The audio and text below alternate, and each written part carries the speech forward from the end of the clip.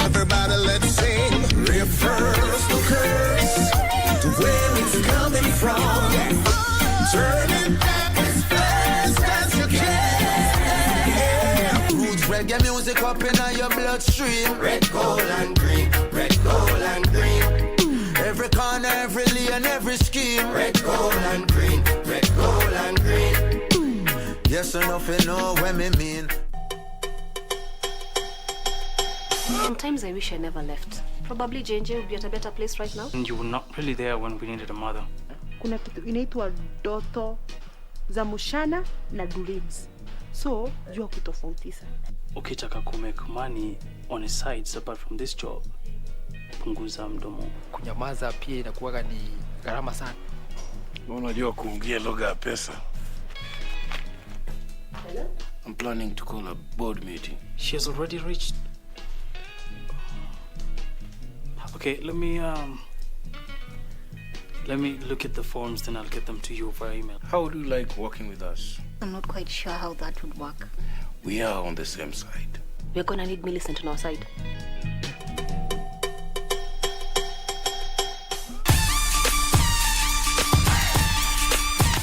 For the past 2 weeks, the athletes of Major League Wrestling and the luchadors of AAA have competed in heavy-hitting fights. Oh my God! High-flying encounters, bloody brawls, Ortiz coming up, and title fights.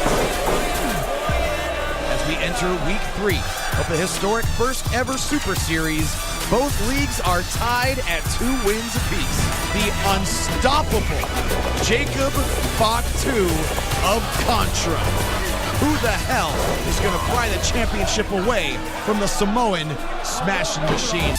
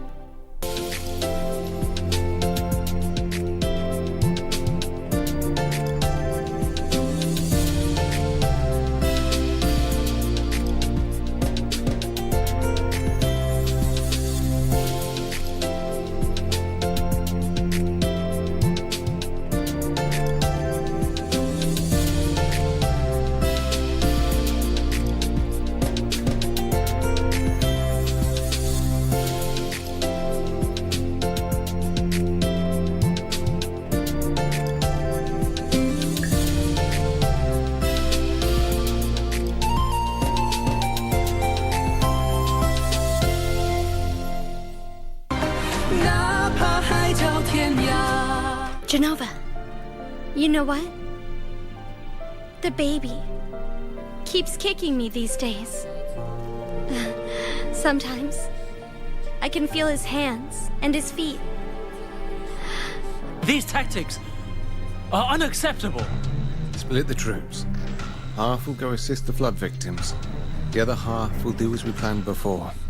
You allow the deaths of hundreds and thousands of avians on this land. And you worked with the Celestials to do it! You're wrong. This is on your hands.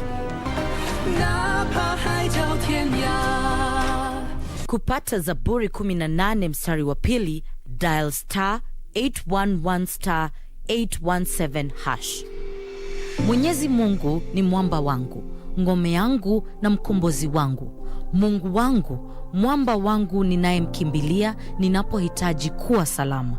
Zaburi 18 mstari wa pili. Zaburi 18 mstari wa pili, dial star 811 star 817 hash. Star 811 star 817 hash.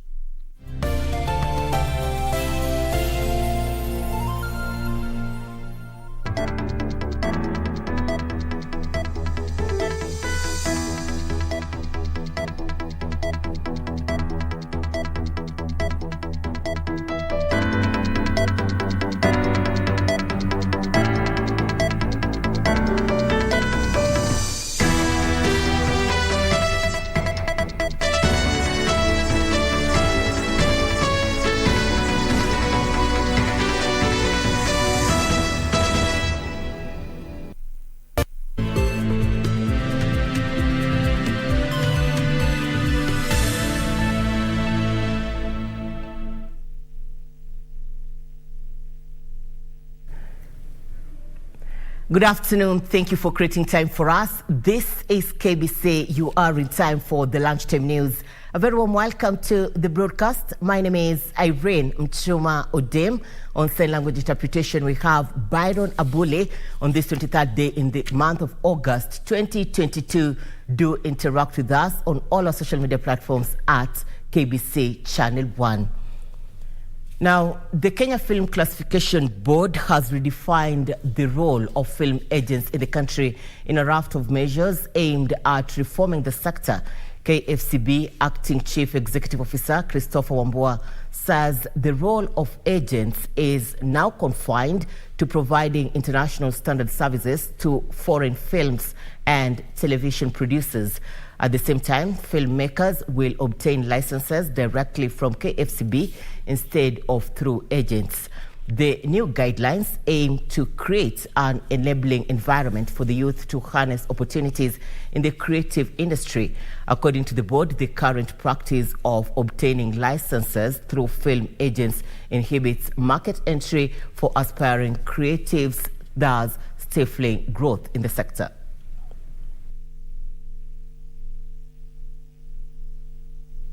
Should this proposal be adopted by industry and other stakeholders, effective 1st October 2022, film agents will concentrate solely on providing logistical support to foreign film and television producers.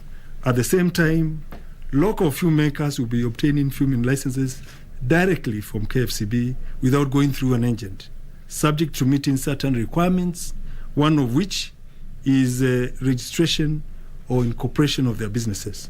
It is our expectation that the reconfiguration of the license scope for film agents will remove barriers to entry for aspiring local filmmakers and thus create a facilitative environment for the sector to thrive in the aftermath of the debilitating effects of the COVID-19 pandemic. All right, to electoral matters, police in Laikipia have dismissed rumors of a possible murder of the country's independent Electoral and Boundaries Commission returning officer Geoffrey Gitobu. The County Directorate of Criminal Investigation boss Onesmus Towet said the officer is said to have taken a short break to visit his family in Nanyuki County, where he collapsed. He was then rushed to Cottage Hospital, where he passed on. Report that an IBC officer has been murdered or killed in Nanyuki. That is not a position. The case was reported yesterday at around 2:38 hours in the afternoon. The report was of sudden death of somebody who had collapsed in town. He was rushed to the hospital. The report was sudden death. We are investigating the cause of that death. We are opening an inquiry, which already we have opened an inquiry. The post-mortem will be done tomorrow at 9 o'clock. So we shall be knowing from tomorrow at 9 o'clock what is the cause of his death. So let the politicians, let whoever is talking badly that somebody has been murdered, stop talking that. Because they don't have evidence, we have the evidence here. We are opening an inquiry, and thereafter we will tell the whole world what happened. At least 20 families have been rendered homeless and property worth millions destroyed at Isiolo Market following a night fire. The inferno, which started at the market, reduced stalls to ashes and spread to the nearby informal settlement of Tumtum, where houses were some raised down to the ground. According to Ben Mugambi, a trader and a landlord at Isiolo Market who lost several stalls at the night inferno, several cereal stores, wholesale and retail shops were destroyed. Area sokoni, watu wameenda hasara kubwa sana. Manyumba ilianza kuchomeka, moto ikakuwa uncontrollable. Kama unaona hizi ma wholesale pia hizi zilikuwa na stock ya pesa mingi sana. So hapa watu wameenda hasara mamilioni ya pesa. Abdi Mumin, the village head of Tumtum Informal Settlement, noted it's not the first time a fire at Isiolo Market has left vulnerable families living nearby homeless. Nyumba yote imechomeka, bolot 5 yote imechomeka. Kwa hivi sisi tuko hali hatari. Serikali atufike leo tunataka, kwa sababu hakuna chochote tuko nayo. Tumtum residents are pleading with the county government, the Kenya Red Cross Society and other well-wishers to come to their aid. Sisi tunaomba wafadhili wema watusaidie, kwa maana hapa ndio tulikuwa tunatoa fee ya shule. Chakula yote imeungua hapa, manguo, maduka yote yenye ilikuwa hapa. Sasa tumeachwa bila kitu. For Lunchtime News, I'm Cheryl Abade. The county government of Kisii is ready to usher in its new governor, with the organizing committee saying every box has been ticked to ensure the ceremony runs smoothly. Kisii County Secretary Patrick Lumumba says they expect a record attendance at the 10,000 capacity Gusii Stadium on Thursday, August 25th, as Governor-elect Simba Arati and his deputy Dr. Robert Monda take oath of office.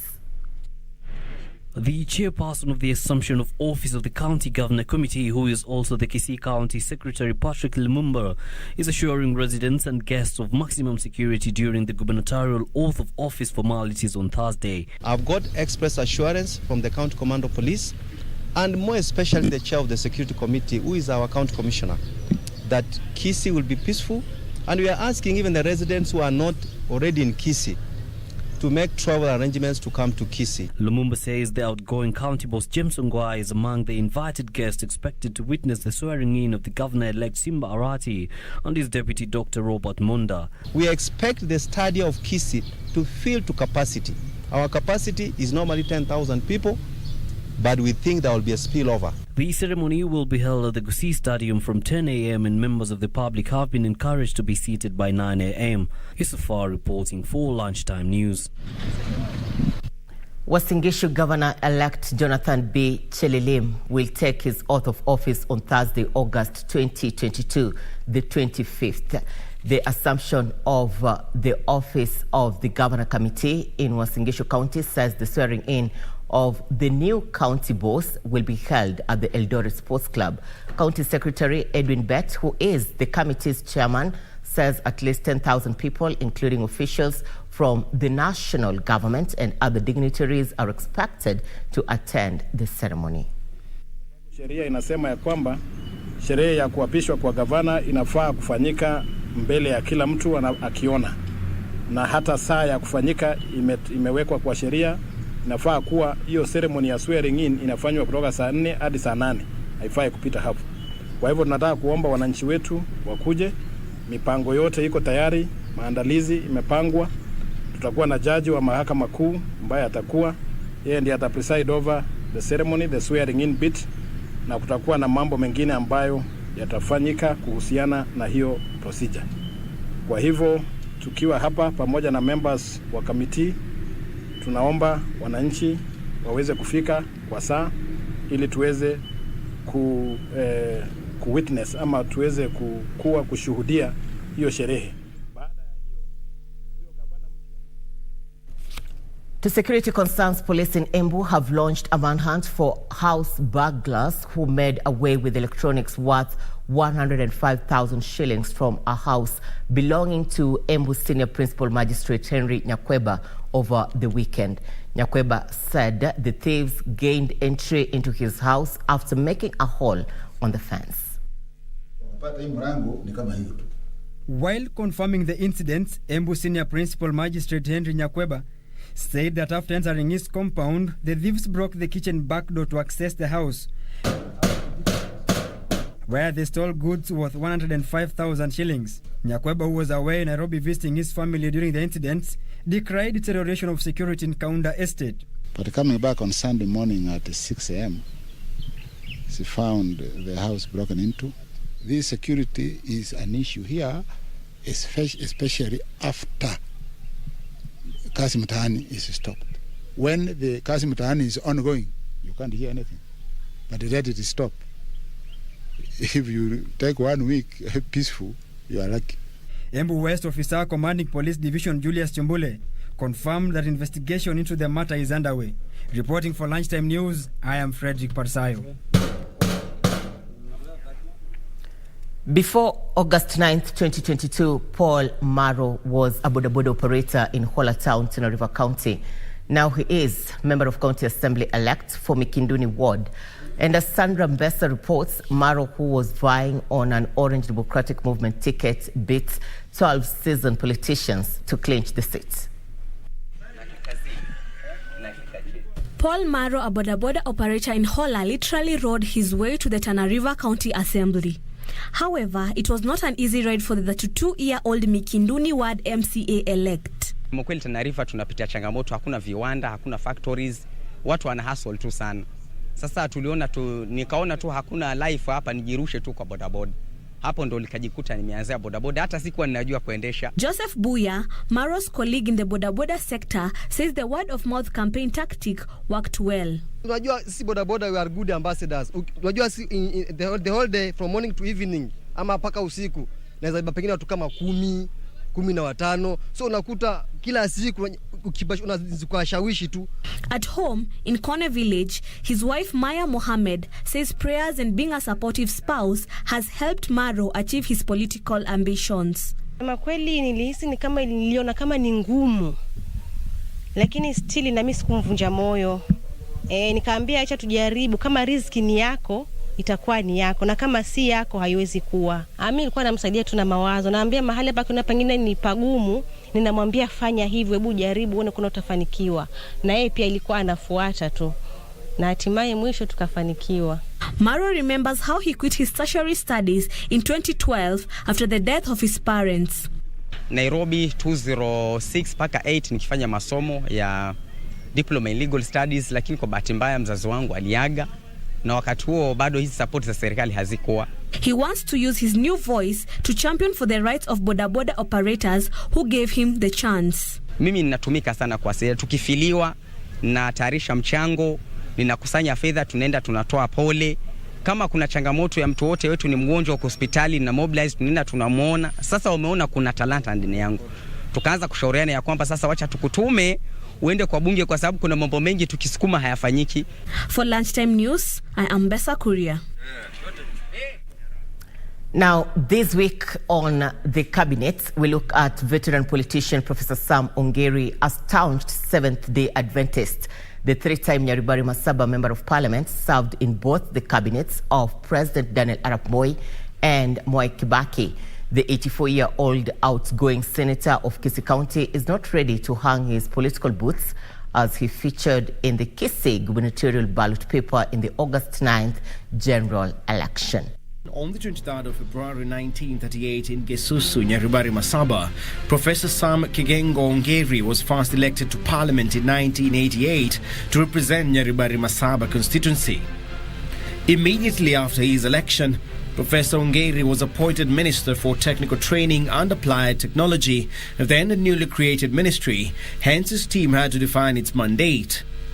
Having to get creative due to lack of donor funding, as Kenya was at the time facing hostility from the West, Professor Ongeri and his team capitalized on the Directorate of Industrial Training, embarking on upgrading the skills of workers both in the private and public sector at the facilities in Mombasa, Nairobi and Kisumu.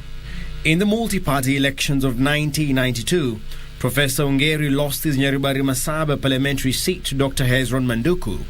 However, President Daniel Arap Moi appointed Professor Ongeri Kenya's permanent representative to the United Nations Environment Programme UNEP.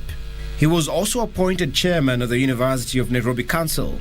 He would leave a mark well at UNEP, successfully leading a fight to defeat a plan to move the organization's headquarters from Nairobi to either Europe or New York. Professor Ongeri would later reclaim the Nyaribari Masaba parliamentary seat after the 1997 general election and make his cabinet comeback as Minister for Local Government. In a cabinet reshuffle in the year 2000, he was moved to the Ministry of Health. Hezron Manduku would once again dethrone Professor Ongeri in the 2002 general elections. In that election, the Ford People Party, led by Simeon Nyachae, who was vying for the presidency, won all seats in the entire Gusii region. Professor Ongeri recaptured the Nyaribari Masaba parliamentary seat in 2007 on the Orange Democratic Movement ticket, becoming the Minister for Education from 2007 to 2012 and Minister for Foreign Affairs between 2012 and 2013. He was unsuccessful in his first run to represent Kisii County as a senator in 2013, losing to Chris Obure. In 2017, he was elected to represent Kisii County in the Senate, becoming the oldest member of the Kenyan Senate.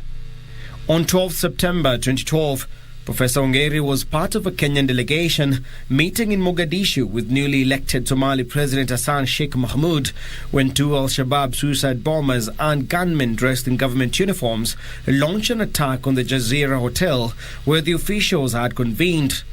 None of the assembled statesmen were harmed. Early in 2022, Ongeri decamped from ODM to the Democratic Action Party, DAP Kenya, on whose ticket the seasoned politician was vying for the Kisii gubernatorial seat in the August 9th, 2022 general election.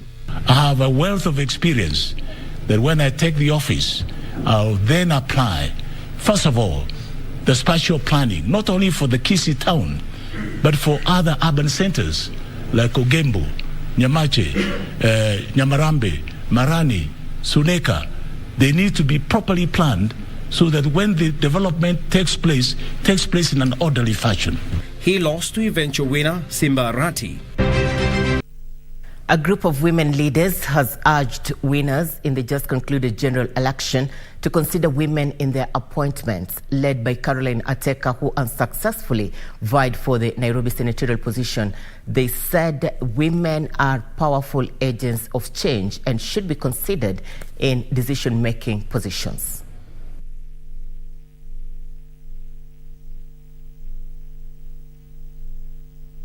It is our prayer that the constitution of the new government formation will take our thoughts and our requests into account and absorb us in the public service as we have showed leadership by running for elective posts.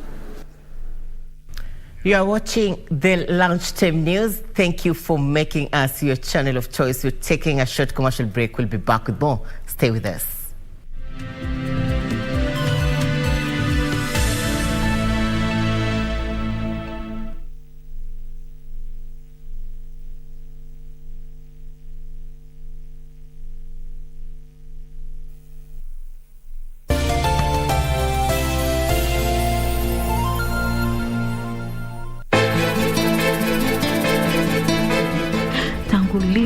Mvuvi akawa dereva. Dau limekushinda huko kijijini, umekuja kusumbua watu huko mjini. Wewe aiso, kwa hivyo kombo wewe umemea pembe. Kwa hivyo ukizidi kunidanganya Manelewa? Kila kitu kiko sawa? Maybe hiyo swali nikuulize wewe. Sababu mimi nawapigia simu na mshiki simu. Nimekataa kula eti kisa eti. Tatizo takanidekeza.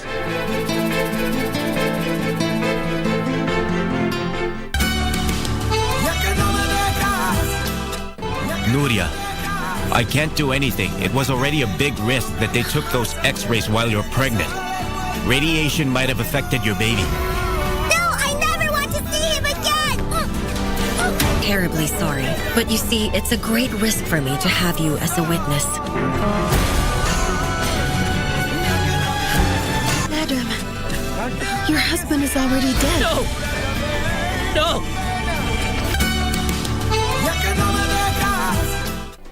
Do you have a news story to share with KBC? Get in touch swiftly on email news@kbc.co.ke or call 0723-892-654 or 0734-780-124.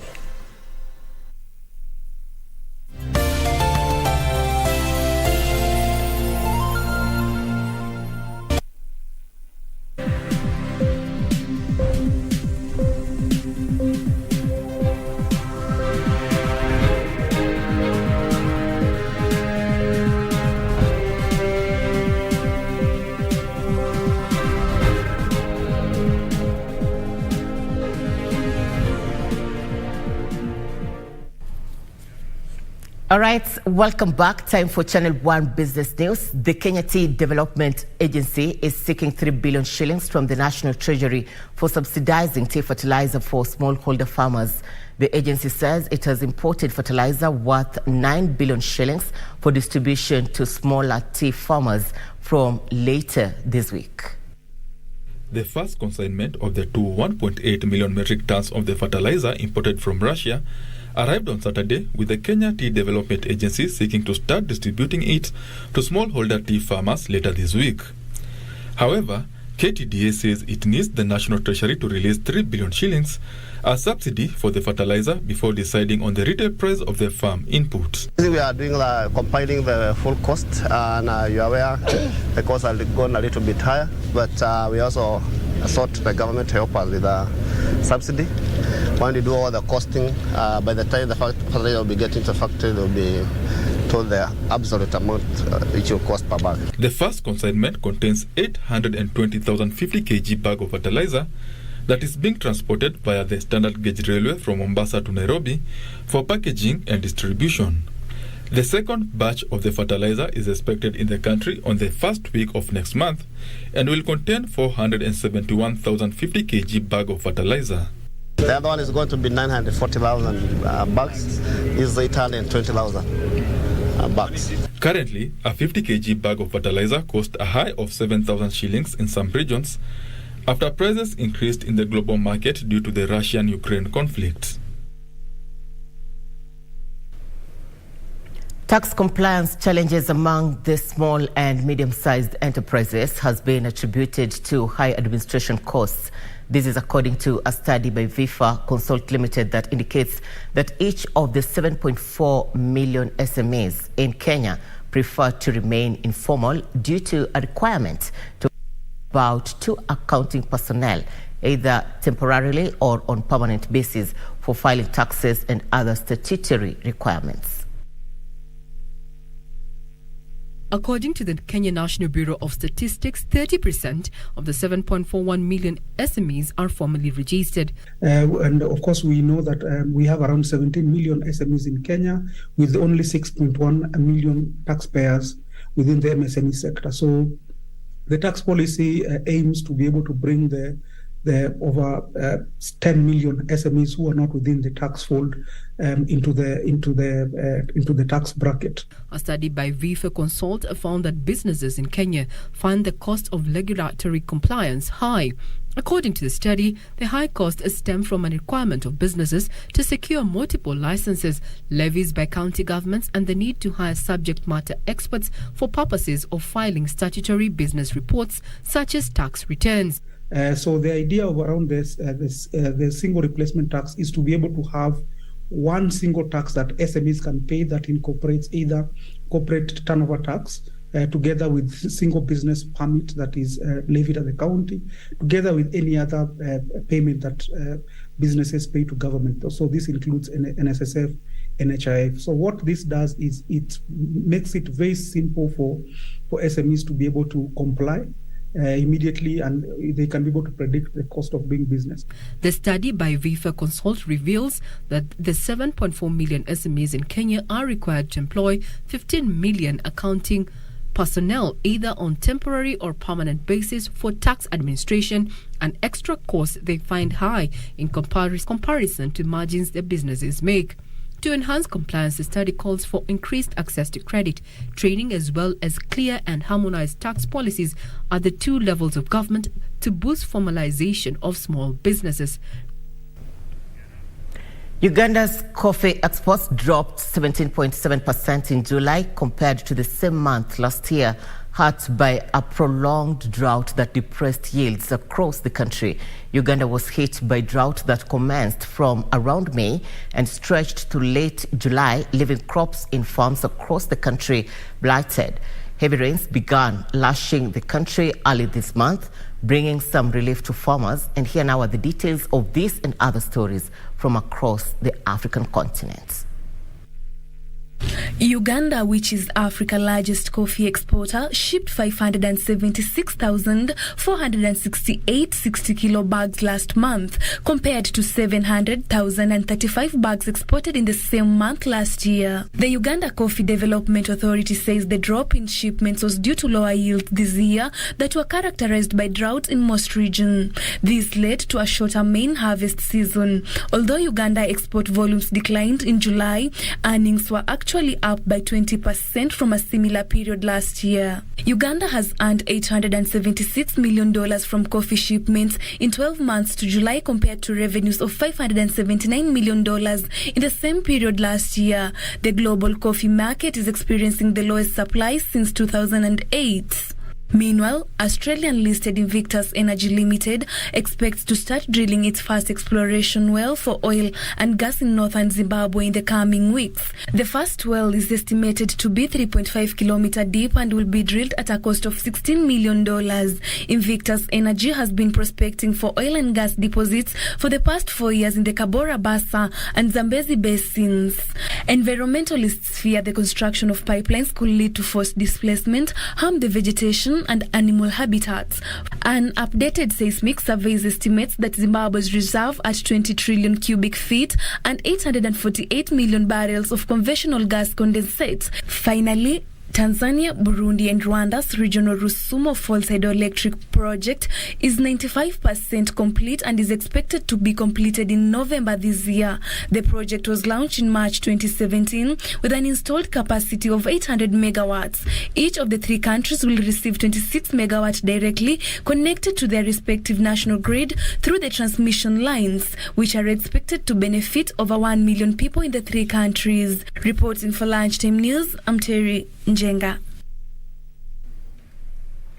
Equity Group made 24.4 billion shillings in net profit during the first 6 months of this year, representing a 36% increase on 17.9 billion shillings posted during a similar period last year. The profit was mainly driven by a 29% growth in interest income and non-funded income, as 99% of all the lender's customer transactions happened outside the branch network.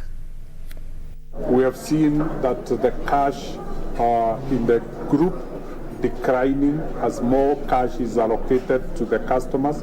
This is a continuation of our policies of supporting our customers to grow, to recover, to thrive, and to reinvest because of the new opportunities that can be seen.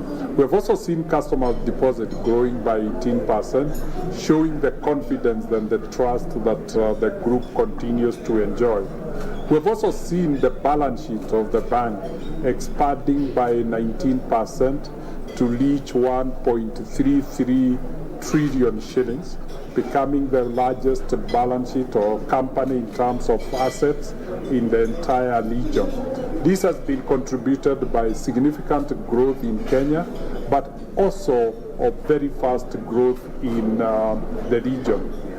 Equity Bank last year closed by being the biggest bank in Kenya, the second largest bank in Rwanda, and DRC, number 5 in Uganda. So we are seeing that we have now become a very strong regional bank, and we have seen also that the bulk of the business is turning to trade finance as we facilitate.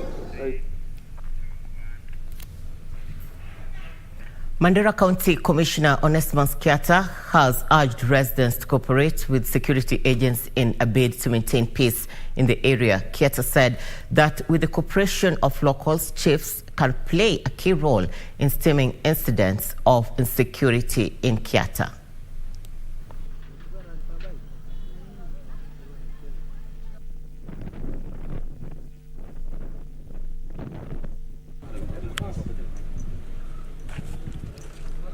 Sisi wote tujibidiishe, tuhakikishe kwamba sisi wote tumehakikisha kwamba kuna amani ya kutosha. Tushirikiane na tuendelee kushirikiana kwa kupasha habari kwa vitengo zote za serikali ili kuhakikisha kwamba tunazingatia na kuweka amani ya kutosha. Nashukuru wakati wote wa uchaguzi kulikuwa na amani. Hakuna mtu alipoteza maisha yake. Simujipigie makofi. hatukuona mambo mbaya. Hiyo yote tunashukuru wananchi, tunashukuru washikandau wote, na pia tushukuru Mwenyezi Mungu. Watu wa Mandera tuendelee hivyo na tushikilie hapo hapo. Hali ya amani sasa iko sawa sawa, na sisi tulifanya kazi muhimu sana kwa sekta ya security, kuleta watu pamoja. Hali ya utalifu katika hiyo area imetulia, na kushirikiana na machifu wetu na jumba 10 ambaye katika hiyo area wamekuwa very champion katika hiyo kazi, na sisi yetu ni kurudisha tu shukrani. Sasa nataka himiza ya kwamba wakazi wetu ambaye local suko huko waweka amani vile iko, wachunge amani na kulete report immediately kwa authority ama kwa kitengo ya security agency.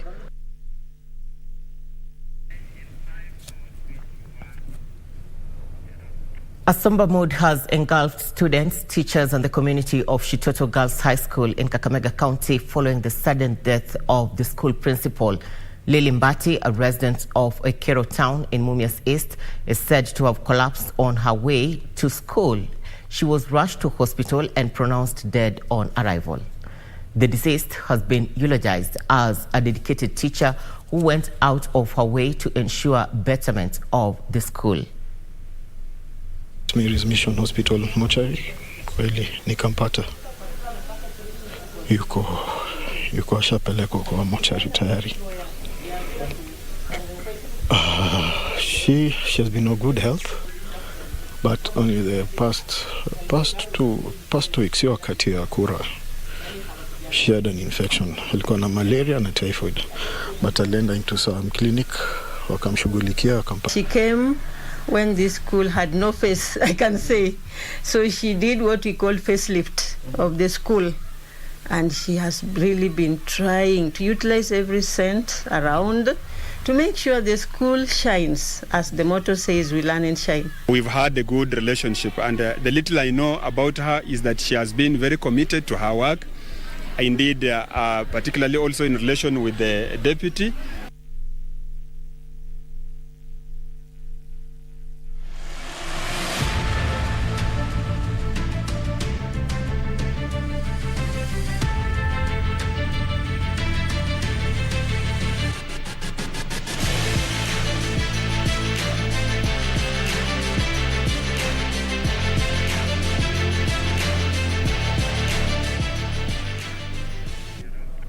Time for Channel 1 Sports News. Namibia lost 37-66 to host South Africa at the ongoing 2023 Netball World Cup qualifiers in a one-sided match played in Pretoria, South Africa. The top 2 teams from the tournament, apart from South Africa, will qualify for next year's World Cup. Host South Africa thrashed Namibia 66-7 in a Group A match at the 2023 Netball World Cup qualifiers in Pretoria, South Africa, while Malawi defeated Eswatini 68-50 to register their second win after thrashing Tanzania 54-40 in their previous game.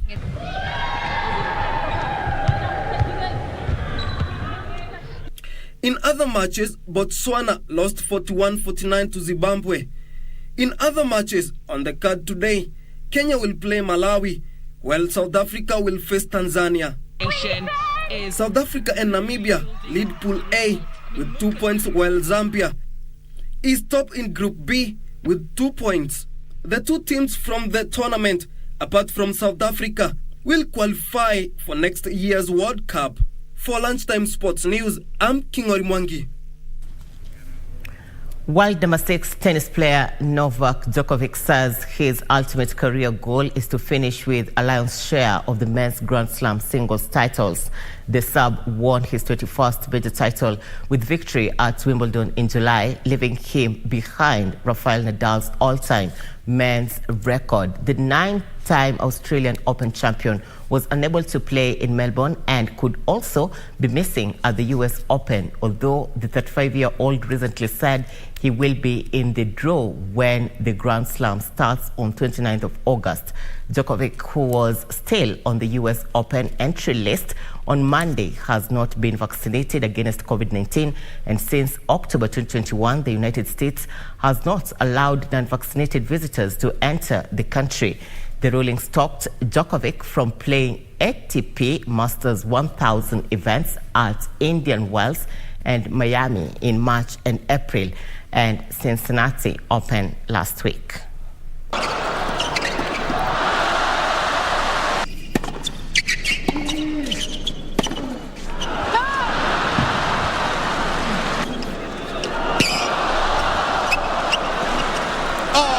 Sensational. Incredible hitting off the ground from both guys. Manchester United produced outstanding display to defeat Liverpool 2-1 and give manager Erik ten Hag his first Premier League victory at a thunderous Old Trafford. United is now placed 14th on the log, a point ahead of Liverpool and 6 points behind league leaders Arsenal. Regardless of how their season has started, Erik ten Hag took the bold decision to drop captain Harry Maguire and Cristiano Ronaldo and was rewarded with a performance that lifted the mood of crisis around Manchester United and leave Liverpool still searching for a first win of the season. That's a lovely ball back into the penalty area. Real chance for United. Jadon Sancho takes another touch and puts it home. Jadon Sancho opens the scoring for Manchester United. Jadon Sancho showed superb control and composure to deservedly put United in front after 16 minutes before Marcus Rashford raced clear to beat Alisson from substitute Anthony Martial's pass 8 minutes after the interval. That's given straight to Anthony Martial, and Martial's got Marcus Rashford with him, and Rashford's away through the middle. Chance for two for Manchester United. It's two for Manchester United, and Marcus Rashford opens his tally for the season. Mo Salah set up a tense finish when he scrambled in a header with 9 minutes left, but United survived to give Ten Hag just the sort of triumph he needs to make his mark at Old Trafford. The win saw Manchester United move up to the 14th place, a point ahead of Liverpool and 6 points behind league leaders Arsenal.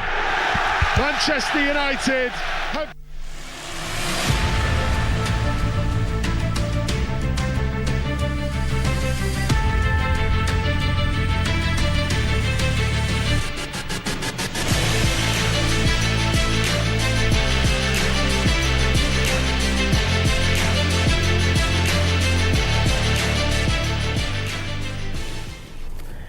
Thank you for staying with us. Now, system outages and coupled with the poor customer services are major challenges facing the adoption of internet banking in Kenya. The Deloitte 2022 Kenya Banking Sentiment Index further says almost 6 out of every 10 bank customers prefer mobile banking, up from 5 in 2020. The Deloitte study ranks Absa Bank top with 12.7% in responding to customer concerns. Cooperative Bank with 2.6% came in second.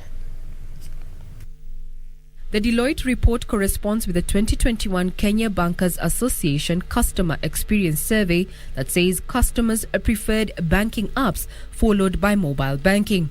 In the 2022 Kenya Banking Sentiment Index by Deloitte, customers have taken to social media channels to engage with their service providers. The study shows that on average, only 53% of priority conversations received a public response, meaning almost half of customer requests went unanswered. The study also established that system outages or app downtime and a poor level of responsiveness to consumer queries and complaints pose a significant risk to the banking industry. Data EQ's Managing Director Melanie Melherb said in the case of multiple transacting channels failing simultaneously, consumers are left feeling helpless and frustrated. Overall, in the survey, Absa Bank led in regard to responses to customer concerns with a score of 12.7%, followed by Cooperative Bank with 2.6%. These were the only two banks to achieve positive scores, with the average net sentiment for the industry sitting at negative 7.6%. Regina Manyara reporting for Lunchtime News. Kenya is set to start exporting avocados to Malaysia as a delegation from the Asian market is finalizing a pest risk analysis. The delegation visited Kakuzi Farm and facilities as Kenya seeks to increase its avocado market share in the global markets. Malaysia is set to become Kenya's latest avocado export destination as a delegation from the Asian market is currently carrying out a pest risk analysis on the Kenyan fruits. The Asian nation is seeking to import both Fuerte and Hass avocado varieties from Kenya by the end of this year. The Malaysian delegation is the latest yet to carry out an inspection tour on Kenyan avocado orchards and processing facilities after India and Mauritius delegations carried out a similar analysis in the past few weeks. The development comes just weeks after Kenya started direct fresh avocado exports to China, following the certification of 15 exporters to start avocado shipments to the Far East nation. An increase in Kenya's avocado export destinations saw the nation take pole position from South Africa as the leading avocado exporter in the region after exporting 44 million kilos of avocado worth 6 billion shillings from March to August this year. This, as a Jordanian delegation also carried out a tour on hot water vapor mango treatment plant at industrial area in Nairobi, as plans to start exporting mangoes to the Middle East nation are at an advanced stage. Kenya is seeking to increase its horticultural exports that saw the country earn 166 billion shillings from the sale of 682,000 tons of assorted products in 2021. Benson Rioba reporting for Lunchtime News. Thank you for your time. We've come to the end of Channel 1 Lunchtime News. Quick acknowledgements on those on social media platforms. Lydia Kubo, you're watching KBC Channel 1 from Canada. And Selena, you're watching KBC from Tanzania. Elijah Alex, you're watching KBC Channel 1 from Kakamega. The list goes on and on, but we all do appreciate your company. For more details on Just Add News and many more, do log on to www.kbc.co.ke. My name is Irene Mchuma Udim. On sign language interpretation, we have Byron Abuli. Good afternoon.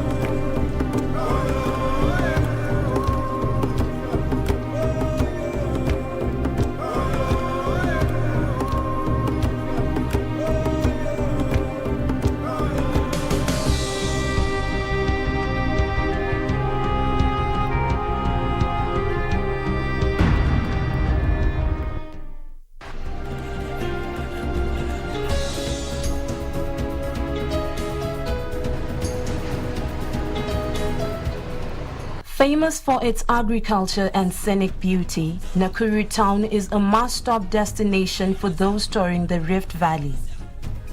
However, unknown to many is a gem neatly tucked in the heart of Njoro town, 14 kilometers from the ever-busy Nakuru town. Here lies the magnificent Lord Egerton Castle, built in 1938 by the British nobleman Maurice Egerton, a colonial settler. The monumental structure was built for the woman he loved, who apparently turned it down and turned it a museum. Thereafter, Maurice Egerton banned women from ever setting foot in the 100-acre ground in which the castle stood. Now a historical site, the entry fees range between 50 to 100 Kenya shillings for students and adults.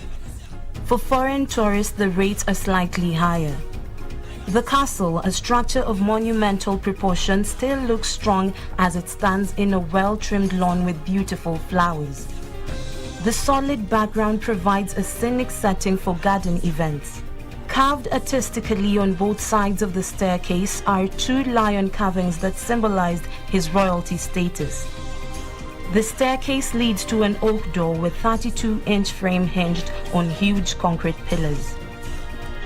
Robert Onyego, a former employee of Lord Egerton, is the caretaker of the castle and talks of a building whose foundation was a work of marvel. Niliingia hapa mwaka wa 49 nikiwa na umri wa mwaka 15. Lord, kuna msichana waliwagana naye kwao watawana. Msichana alikuja hapa, alikuta Lord kwa nyumba ya 3. Waliongea nje ya nyumba, hako ingia ndani, alimwambia Lord, hatutaoana sababu umekaa kwa nyumba kidogo kama ya ndege. Hapa alianza kujenga 1938 na huko university alijenga alianza 1939. Hii nyumba alijengwa sababu Lord aleta wafundi wale study sana. Ndani yake iko maroom 53. Iko hall kubwa, iko room, dining and sitting, hiyo ni room kubwa.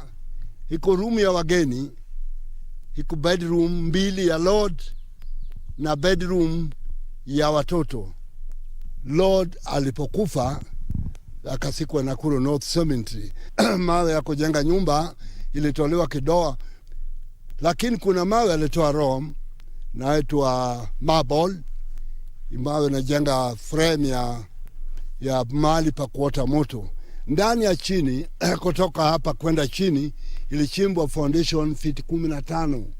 Sababu kabla hajajengwa Lord alete engineering kutoka Ulaya ya ardhi, kapima, kasema mchanga hapa na chesa is very weak. Ndio alichimbwa paka nafika kwa mchanga ngumu au mawe ilianza kukorogiwa huko. Hii matofali mnaona hizi ni mawe. Kwao hawajengi na matofali kama yetu. Wanasiaga mawe sababu ile nchi iko snow nyingi sana. Wanasiaga mawe halafu ndio nakuwa matofali. Hizi yote ilitolewa Ulaya. Maji hiyo gata na termuka. Naona hizo na termuka. Maji na termuka. Naona hii mawe. Hii mawe round iko underground tank. Kama pale laini ya hii nyumba ile kajumba kadogo moja. Hiyo iko juu ya maji, tena ni underground tank. The most compelling thing about the castle is the wonderful architectural design. Built slightly over half a century ago, Lord Egerton Castle shows no signs of aging or cracks, unlike most modern buildings coming up in the country today. The recent events where buildings collapse is pretty baffling. According to a survey done by the Architectural Association of Kenya, most buildings in the country collapse due to lack of professional supervision on site. In most cases, you find that we have the so-called quack contractors who have no prior experience. They are not yet, so one just comes and tells you he's a contractor. And most of the people, the owners of the buildings, do not want to spend much, so they don't want to engage qualified personnel in the construction industry. But once he's bringing just a building, he just goes to the street, picks somebody to come and do the supervision, whereas the quantity of material is compromised, That is in terms of metals, the cement, and the sand, where you find that you need the right quantity and the right ratio to get what you require. Building collapse can be caused by bad design calculations. These include lack of adequate soil investigation, use of substandard building materials such as improper cement or sand mix. The soil types, we have different kinds of foundations that can withstand different areas. So whenever you go to each and every place, where we have the black cotton soil, which is normally between about 1 to 2 meters. And for you to have a strong building, you have to do what we call mass excavation. The entire vegetation of soil, that is black cotton soil, has to be got rid of. Then you have to backfill with the hard-picked hardicores, and you have to lay a strong foundation underneath. Then you have areas where we have the soft soil going to about 3 meters or so. So in such cases, what you do, you have what we call the floating foundation. The floating foundation is a foundation that is reinforced light from beneath, and then you come to the ground beams, where even if the soil tends to sink at one particular corner, the entire building is held by the bars that are underneath, and it can withstand. Engaging in improper constructional methods by not mixing concrete in correct proportions and short curing of concrete is another factor. In clear contrast, the luxurious 4-story building was built to last. The splendor of style and perfection in finishing makes it a masterpiece of the art of architecture. In most cases, when you bring up a building and you bring it in the right way, maintenance is somehow free. Though what you need now to do maintaining is what maybe the timber, the tiles, but either the concrete work has to be permanent and permanently. It is dressed in stone and zinc tile roofing. All the major spaces, with the exception of the wet spaces which are in PVC tiles, have parquet floors. Strip foundation was used and dug to a staggering 10 feet down. Hand-dressed masonry for the walling, timber trusses for the roof structures, and clay tiles for the roof surface. The workmanship was thorough and precise and enlisted the services of 100 Red Indians amongst African labor. In most cases, you find that the government-funded projects, we normally don't use the so-called machine cuts. What we do is the hard-dressed stones, which are more convenient. You find even today, some of the buildings around us were constructed back 1940s using the hard-dressed stones, and they are still withstanding even today. But you find the so-called machine-cut stones are so soft to withstand such pressure. Well-chopped stones and the zinc tiles were shipped from Europe. On the ground floor to your left is a classic ballroom that tells a lot about the Baron as a man. One can deduce he loved music from the sight of a broken piano that has found a home in the majorly empty room. There is a fireplace that has lion engravings on it.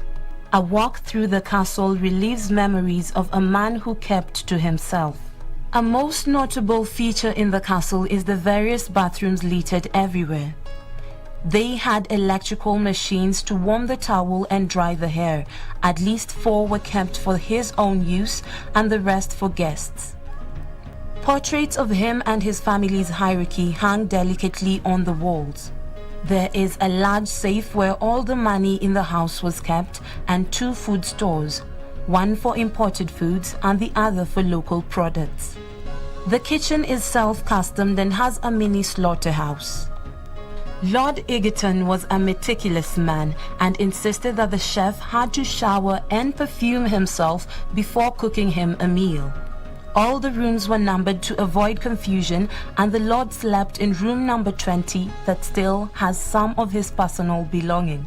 Atop the castle, the view of the landscape below is enchanting.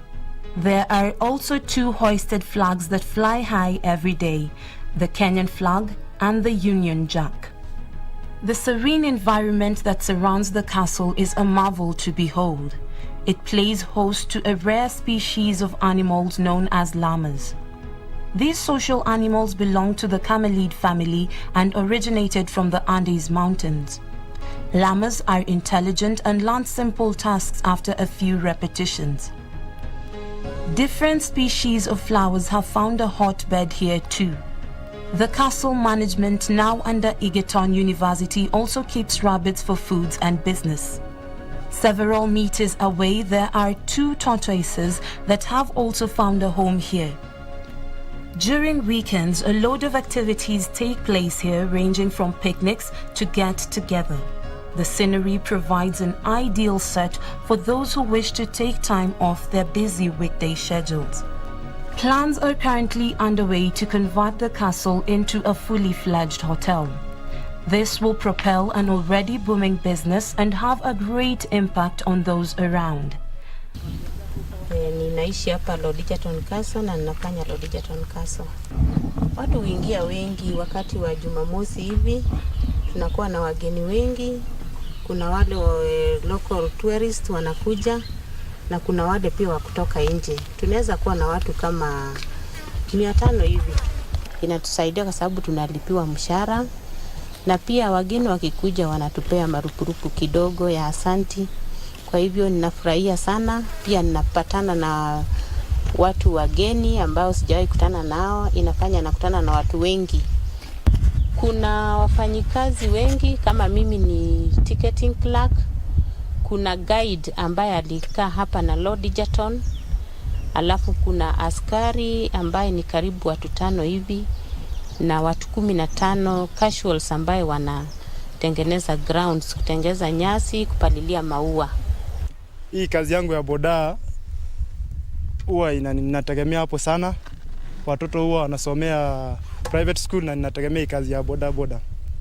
Sasa Egerton Castle ndio mimi huwa naona tunapata pesa mingi sana. Kwanza especially Saturday na Sunday. Sababu wageni huwa wanakuja kabisa kwa wingi. So huwa tunakuwa busy kabisa kutokea asubuhi mpaka jioni tunafanya kazi kubwa. Mimi naonelea kama wangejenga kitu kama ka hoteli ndio tupatange kwa watalii wazungu wa kujaga hapa, ingekuwa at least better kidogo. Perhaps by doing this, its flawless design will be here to stay and generations to come will learn a great deal from this relic of history.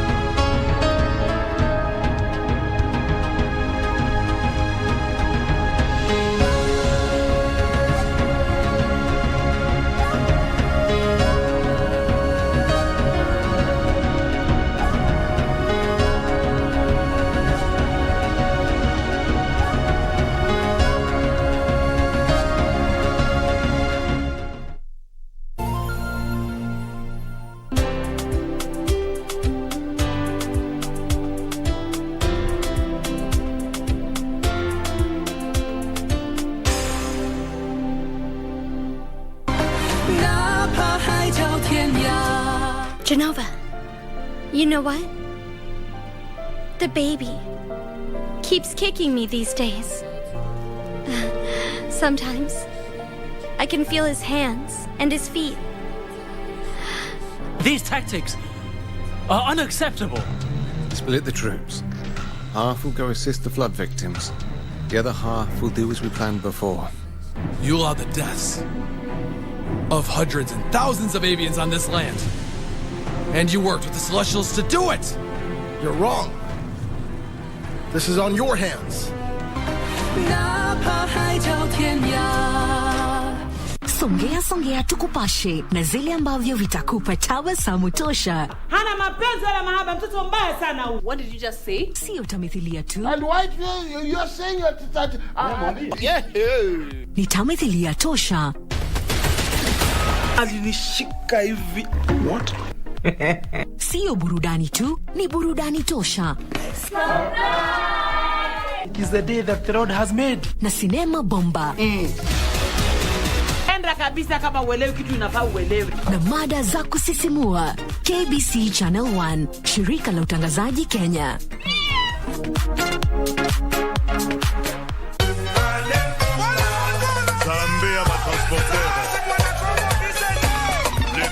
This is the way we're going to invade your sitting rooms once every week. Allah. And this is what we mean. The originals. Lipua, Veve Productions, Orchestra Kiam, and so much more. Merindimo ya ngoma za rumba kutoka pembe zote za Afrika, zilizopepea, zinazopepea kwa kiasi